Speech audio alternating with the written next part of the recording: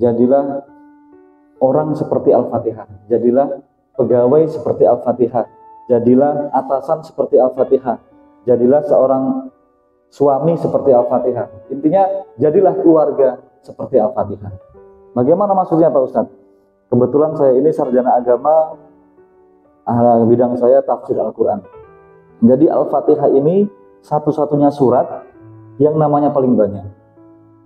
Tidak ada semua surat itu yang namanya mengalahkan namanya surat Al-Fatihah. Jadi Al-Fatihah ini namanya banyak. Ummul Kitab, Ummul Quran, As-Sab'ul Masani, 7 ayat yang diulang-ulang, Asy-Syafiyah, Ar-Ruqyah, banyak namanya. Nah, ini baru namanya saja kita bisa mengambil hikmah. Jadilah orang yang namanya banyak. Jadilah orang yang prestasinya banyak. Jadilah orang yang namanya harum seperti surat Al-Fatihah. Jadi ini luar biasa ini. Baru namanya saja kita sudah diberikan hikmah. Jadi jangan cuma kita ini jadi orang yang murah senyum. Jadilah orang yang banyak nama. Ya, misalnya Pak Arif ini luar biasa orangnya murah senyum, suka sedekah, suka membantu orang.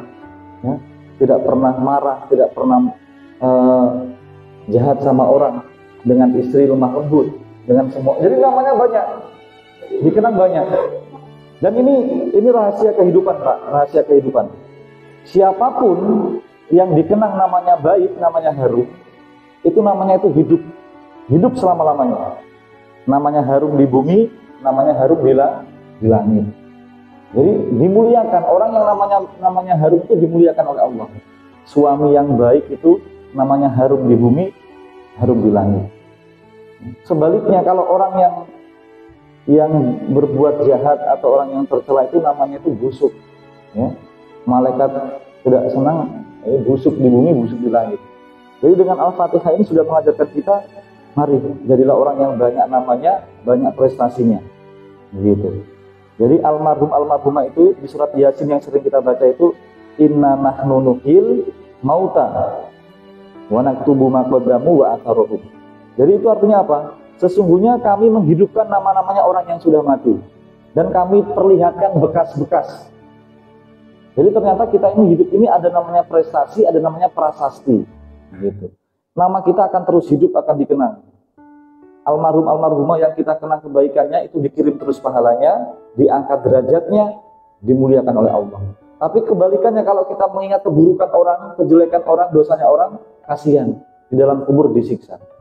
Jadi jadilah orang yang namanya banyak. Seperti itu ya. Kita masuk di ayat pertama. Ya. Jadi membacanya ini di dalam Al-Qur'an itu ada namanya tahsinul Qur'an. Tahsin itu memperbaiki bacaan Al-Qur'an. Karena membaca Al-Qur'an ini tidak sembarangan. Ini huruf Arab ini huruf yang sangat luar biasa. Salah sebut huruf, salah arti. Panjang pendek salah arti. Itu namanya tahsinul Qur'an. Maka kita dari kecil diajarkan untuk belajar Iqra supaya kita benar membacanya tadi. Tapi insya Allah semuanya ini sudah Al-Quran Pak ya? Atau masih ada yang Iqra? Insya Allah Al-Quran semua. Jadi harus benar bacaannya. Yang pertama ba bertemu sin itu dibacanya bis. Ya, Bismillahirrahmanirrahim. Jadi panjang pendeknya harus benar. Sama-sama ya. 1, 2, 3. Bismillahirrahmanirrahim. Jadi di situ ada tasydid. Ada tasydid itu mesti harus ditahan, ya. Tapi insya Allah saya yakin semua sudah bagus. Sekarang kita yang paling bagus itu selain tahsin. Jadi Al-Quran itu ada 4 etika, 4 adab, ada 4 adab yang harus kita ketahui. Yang pertama tahsinul Quran, memperbaiki bacaan, ya. Kemudian yang kedua, kalau boleh kita tahtimul Quran. Kalau boleh menghatamkan Al-Quran. Jangan sampai seumur hidup tidak pernah kita menghatamkan Al-Quran. Dan siapapun yang menghatamkan Al-Quran, itu didoakan oleh 70.000 malaikat. Apalagi di bulan Ramadan. Ya, harus punya target khatam Al-Quran. Itu tidak wajib semua. Ya. Yang ketiga, tahfizul Quran itu menghafal Al-Quran. Kalau bisa menghafal, bagus. Tapi minimal kita hafal itu Al-Fatihah dan surat-surat pendek. Gitu ya. Jadi yang paling penting, yang paling wajib adalah yang keempat, tadabbur Al-Quran. Ini yang paling wajib. Tadabbur itu merenungi, menghayati setiap huruf. Kalau cuma membaca bacaan saja dapat pahala, tapi itu belum sempurna. Ya, karena tujuan Al-Quran diturunkan ini ingin merubah hidup kita. Bukan cuma suara yang dibaca, dapat pahala, pahalanya besar. Tapi lebih besar lagi kita merenungi satu ayat, menghayati satu ayat, mentadaburi Al-Quran itu pahalanya lebih besar daripada menghatamkan berapa kali. Jadi kita renungi. Yang pertama, Bismillah, dengan nama Allah, atas nama Allah. Jadi Al-Quran ini dibuka dengan kalimat Rahman Rahim, ya, sifat Allah, Masya Allah. Jadi Allah ini maha pengasih lagi maha penyayang. Allah ini tidak pernah benci sama kita, tidak pernah marah sama kita. Allah itu pengasih lagi maha penyayang, gitu. Maka kita disuruh jadilah orang yang pengasih dan penyayang dengan siapapun tanpa melihat agamanya apa. Kita tunjukkan akhlak kita, kita pengasih dan penyayang, pemaaf, seperti itu ya. Kemudian Bismi, dengan nama Allah atau atas nama Allah. Jadi setiap perbuatan kita itu harus sesuai dengan aturan Allah. Itu kenapa kalau mau berbuat baik harus diawali dengan Bismillah. Kalau perbuatan buruk nggak boleh diawali dengan Bismillah. Ada orang yang mungkin dia berzina, ya, ayo kita buka dengan Bismillah, nggak boleh. Ayo kita, ada orang main kartu, minum minuman keras, ayo kita buka Bismillah, nggak boleh. Karena itu perbuatan dosa. Tapi perbuatan baik harus diawali dengan Bismillah. Maka setiap perbuatan itu harus kita pikir baik-baik. Ini sesuai dengan aturan Allah tidak? Saya berbuat begini itu benar atau tidak? Gitu. Jadi bukan cuma aturan agama, ini sesuai dengan aturan negara atau tidak? Aturan hukum tidak. Seperti itu. Tapi saya yakin insya Allah bapak-bapak orang yang terhormat semua tahu. Maka kalau ingin hidup bahagia, ingin hidup yang lancar, ikuti aturan Allah. Ikuti aturan Allah. Semua yang diatur dalam agama Islam ini demi kebaikan kita. Kalau kita mengikuti aturan Allah, hidup kita akan teratur, hidup kita akan tenang. Begitu ya. Itu yang pertama. Ayat yang kedua, sama-sama. Alhamdulillahi Rabbil Alamin. Jadi ha, ya, bedakan huruf ha dengan ha. Kalau ha itu dari dada, dinas.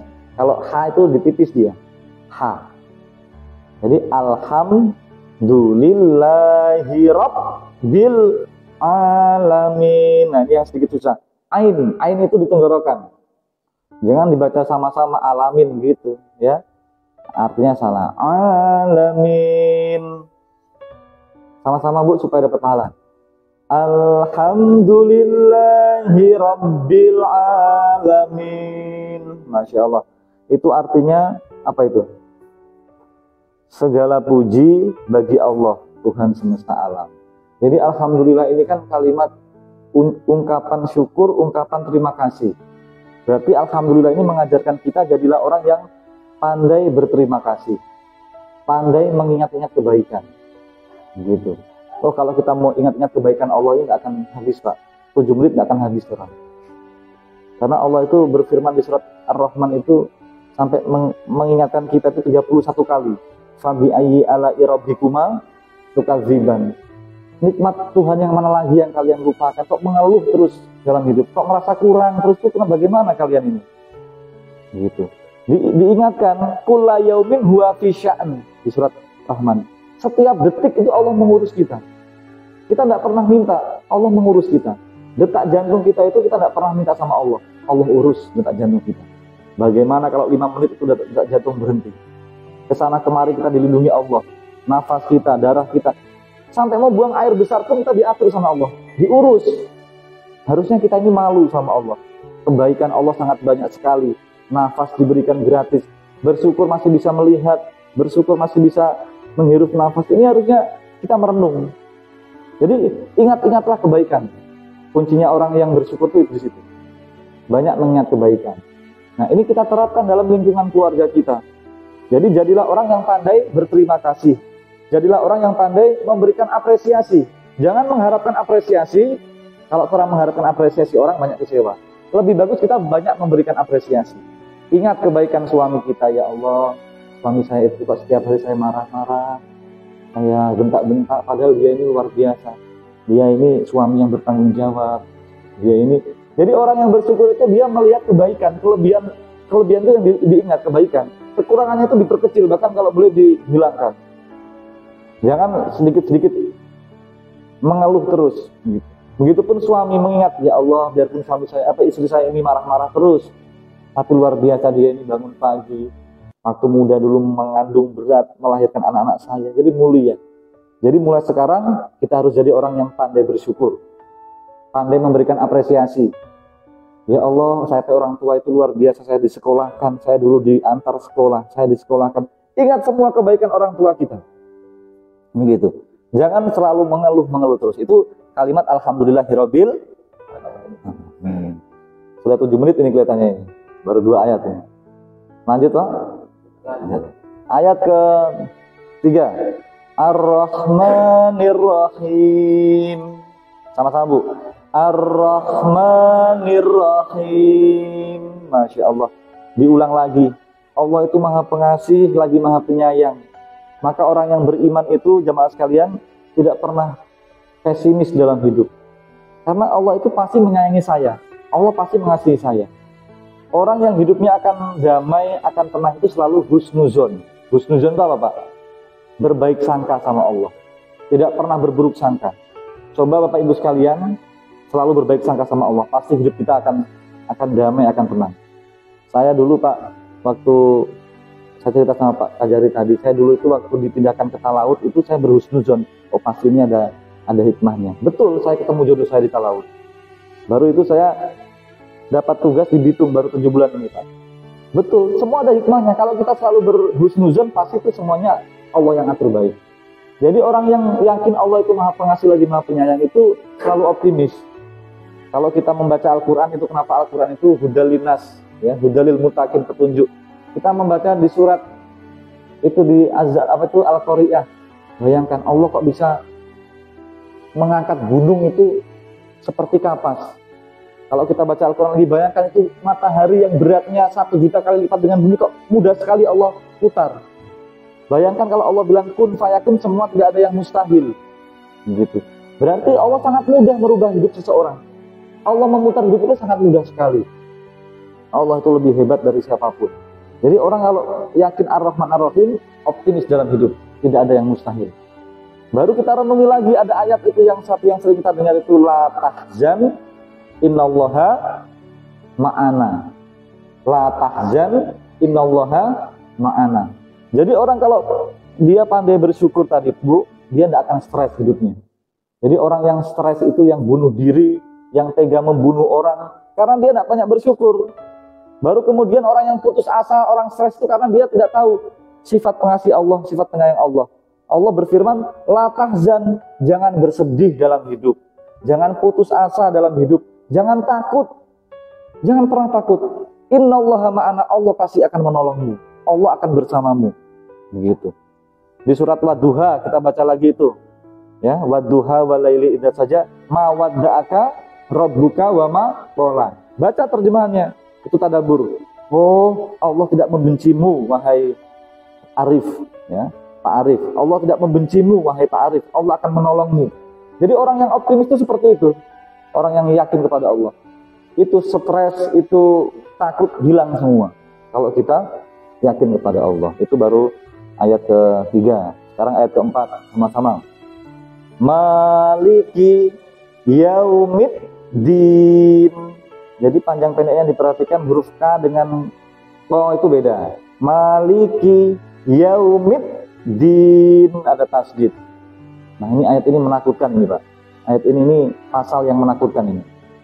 Kalau di undang-undang ini pasal yang menakutkan. Maliki yaumiddin itu artinya apa itu? Allah pemilik hari pembalasan. Ini ditafsirkan itu Allah itu hakim seadil-adilnya. Hakim seadil-adilnya. Mohon izin, di sini ada Pak Hakim di sini? Oh, enggak ada ya. Jadi Allah itu hakim seadil-adilnya. Hakim seadil-adilnya. Itu kenapa di surat yang sering kita dengar itu, ya, setiap kebaikan sekecil apapun, sekecil zarah itu akan ada balasannya. Jadi malaikat itu bukan cuma mencatat, malaikat itu merekam semua kebaikan kita. Jangan kita pikir malaikat itu tidak canggih, lebih canggih malaikat, ya. Semuanya ada buktinya. Semua ada catatannya. Maka orang yang yakin Maliki Yaumiddin, Allah itu hakim seadil-adilnya, dia selalu hati-hati dalam hidup. Selalu hati-hati. Karena sekecil apapun perbuatan kita itu direkam oleh malaikat. Begitu. Kalau sampai, itu kenapa kalau kita mau dengar itu bahasanya masyarakat, ada orang yang dia selamat dari hukuman dunia, tapi dia tidak akan selamat dari hukuman akhirat. Hati-hati sekali. Maka orang yang beriman itu setiap tutur kata selalu difikirkan dulu. Kalau saya bicara begini itu menyakiti orang tidak, mencemarkan nama baik orang atau tidak, itu difikirkan baik-baik.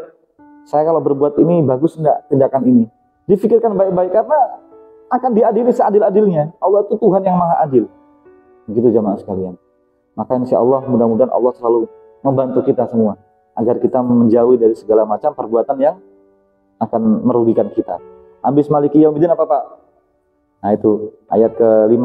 Iyyaka na'budu wa iyyaka nasta'in. Nah ini sedikit sulit nih ain ini. Ain itu memang dia dari dalam tenggorokan di dalam dada itu ya. Iyyaka na'budu wa iyyaka nasta'in. Penyebutan huruf sin nasta'in. Jadi panjang pendek harus betul. Iya, tasdid. Itu artinya apa itu? Hanya kepada Engkaulah kami menyembah dan hanya kepada Engkaulah kami memohon pertolongan. Ini kita renungi, kita tadaburi. Menyembah dulu baru meminta. Menyembah dulu baru meminta. Berarti kalau kita renungi, berarti kita ini harus jadi orang yang mengerti apa kewajiban saya dulu, baru saya meminta hak saya. Nah, itu kalau kita mau tadabbur itu seperti itu. Kita harus tahu kewajiban saya ini apa, baru minta hak saya. Saya sebagai abdi negara, kewajiban saya ini apa? Saya bertugas bekerja sesuai dengan aturan. Kalau sudah, baru nanti kita diberikan hak kita. Jangan sedikit-sedikit minta hak kita, tapi nggak mau mengerti kewajiban kita. Kita terapkan dalam rumah tangga. Saya sebagai suami ini kewajiban saya apa? Suami ini imam dalam rumah tangga. Suami ini yang menjaga rumah tangganya, keluarganya dari siksa api neraka. Ya. Ini kewajiban saya. Jadi seorang suami harus tahu kewajibannya dulu, baru minta hak kita. Begitu. Kebalikannya, istri juga begitu. Saya sebagai istri, kewajiban saya apa? Begitu. Kewajiban saya ini berbakti sama suami, membantu suami, melayani suami. Ya. Baru setelah itu minta hak. Mana uang belanjanya? Gitu, ya. Jadi dari sekalian itu iyyaka na'budu wa iyyaka nasta'in. Harus tahu betul-betul kewajiban kita, baru kita minta hak kita. Ayat selanjutnya. Nah ini huruf H. Kalau H di dada. Ihdinas. Nah ini huruf so dengan huruf sin beda. Kalau so itu dia ada sedikit apa ya? Itu mulutnya itu ada huruf H-nya dia. Jadi ihdinas. Jadi bukan ihdinasi. Kalau ihdinasi berarti dia yang dibaca sin tadi. Itu kenapa memang harus dilatih dari kecil ini. Ihdinas siratal mustaqim. Jadi huruf to itu juga ada rongga dalam bibir. Siratal mustaqim. Jadi huruf kaf dengan to itu beda. Kalau mustaqim nanti artinya salah juga. Mustaqim gitu ya. Nanti dipelajari lagi. Ya Allah, bimbinglah kami ke jalan yang lurus. Nah ini kalau kita renungi lagi, berarti kita ini kalau bukan karena bimbingan Allah, kita ini sering salah jalan. Ya, kita ini manusia yang lemah, sering khilaf. Kita semua ini tidak ada yang suci, Pak. Ya, tidak ada yang suci. Jangankan Bapak Ibu sekalian, saya yang ceramah pun ini, saya bukan orang suci. Saya juga ada dosa. Ya, maka di bulan Ramadan ini inilah kesempatan kita.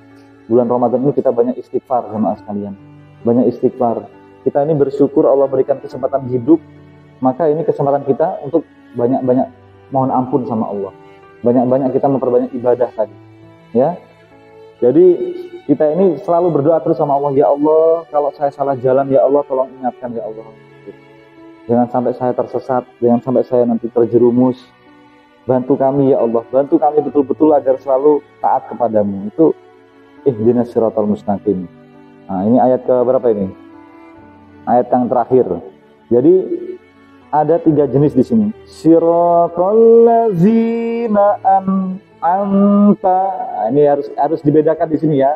Jangan an'amta. Itu artinya salah besar. Bedakan huruf alif dengan ain. Siratal ladzina an'am. Ini dari situ. An'amta alaihim. Gitu. Jadi harus dikuasai ini. Ghairil maghdubi alaihim waladdallin. Nah, jadi harus jelas ya. Waladdallin. Nanti bisa dipelajari itu. Di YouTube banyak itu cara-cara menyebut huruf dengan baik dan benar. Ini ayat yang terakhir ini jamaah sekalian, artinya jalan yang lurus, yaitu jalannya orang-orang yang telah engkau beri nikmat, bukan jalan mereka yang dimurkai, dan bukan pula jalan orang-orang yang sesat. Nah ini kita harus mengerti baik-baik, kita tadaburi, kita renungi. Oh berarti jalannya itu ada 3. Ternyata ada 3 macam orang. Ada yang namanya orang yang putih bersih, putih ya. Ada orang yang abu-abu, ada orang yang hitam. Rata-rata kita ini termasuk orang yang abu-abu. Kalau orang yang putih tadi, dia orang yang diberikan nikmat tadi, yang dimuliakan Allah, itu para nabi ya, itu orang-orang yang orang baik dan dosanya sedikit. Kalau orang-orang yang tadi yang sesat, itu orang-orang yang keburukannya banyak ya, kebaikannya tidak ada. Kebaikannya tidak ada, keburukannya banyak, dosanya banyak. Itu orang yang hitam tadi. Kita ini di antara tengah-tengah. Terkadang kita berbuat baik, terkadang kita berbuat dosa. Betul tuh ya. Kalau dikatakan orang ini orang baik, masih sering berbuat dosa. Ya, mata masih sering melihat yang tidak bagus-bagus. Nah, perbuatan banyak seperti itu. Kalau dibilang orang jelek, kurang pas juga. Kita juga masih melaksanakan puasa, masih melaksanakan sholat, masih membayar zakat. Berarti kita ini orang abu-abu. Maka kita disuruh pilih yang mana. Kalau ingin jadi orang yang baik, ini kesempatan kita di bulan Ramadan. Ini kesempatan kita di bulan Ramadan. Diceritakan di Al-Quran, orang yang betul-betul mau bertobat, orang yang mau sungguh-sungguh, akan diampuni semua dosa-dosanya, dan dia akan menjadi orang yang putih bersih. Ini kesempatan kita di bulan Ramadan. Ya, nanti insya Allah kita dapat namanya Lailatul Qadar. Lailatul Qadar itu lebih mulia daripada 1000 bulan. 1000 bulan itu sama dengan 83 tahun. Jadi kalau seandainya orang punya Pak Kajari, mohon izin Pak, sudah berapa umurnya sekarang Pak? 47. Kalau seandainya 20 kali dapat Lailatul Qadar, berarti 20 kali 83 tahun, berarti apa? 1600 lebih. 1600 tambah 47 tahun, berarti umurnya Pak Kajari 2000 tahun, melebihi umurnya Nabi Nuh. Jadi Allah tuh tahu kita ini orang yang lemah, ya, umur kita pendek, ya, tapi Allah berikan kita kemuliaan. Di bulan Ramadan ini diberikan kemuliaan pahala yang besar dan setara dengan umurnya para nabi yang dahulu-dahulu. Maka ini kesempatan kita untuk betul-betul bertobat sungguh-sungguh, ya. Kita doakan orang tua kita, keluarga kita, dan kita mohon ampun kepada Allah sehingga kita nanti bisa melaksanakan Idul Fitri, kembali suci, kembali bersih. Syaratnya hati harus bersih. Buang itu penyakit hati, buang itu dendam, iri, dengki, buang. Kita berdoa saja sama Allah, kita yakin kepada Allah. Seperti itu Pak Kajari ya. Mudah-mudahan bermanfaat.